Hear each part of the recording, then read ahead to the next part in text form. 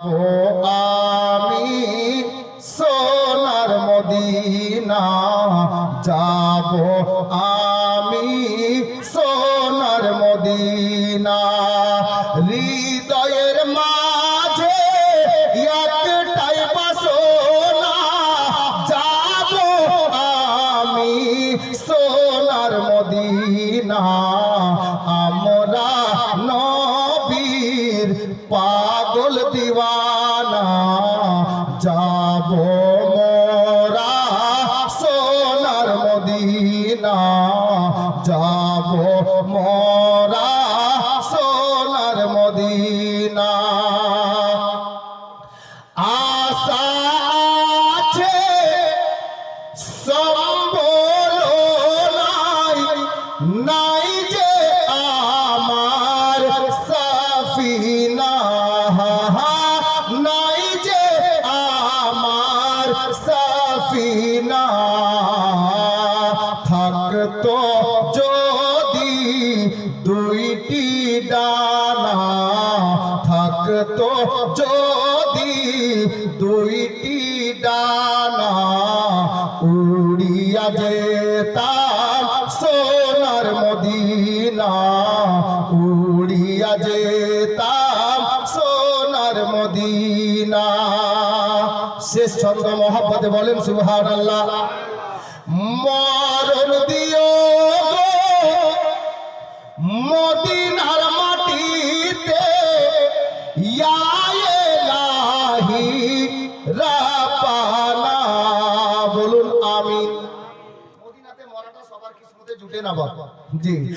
মরণ দিও গো মদিনার মাটিতে, ইয়া ইলাহি রাব্বানা, ইয়া ইলাহি রাব্বানা।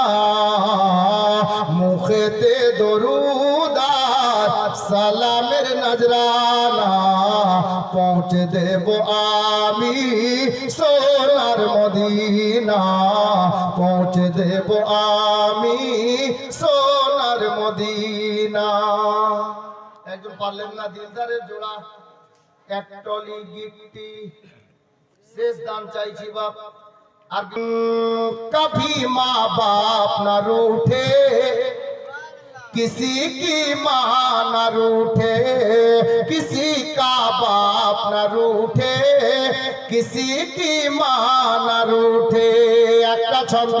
रिमझिम रिमझिम रहमत की बारिश उस घर में होती है, जिस बेटे के घर में यारो जन्नत सी माँ रहती है, जिस बेटे के घर में यारो जन्नत सी माँ रहती है, तो उस घर का हर हर एक बच्चा, उस घर का हर हर एक बच्चा खुशियों से महके।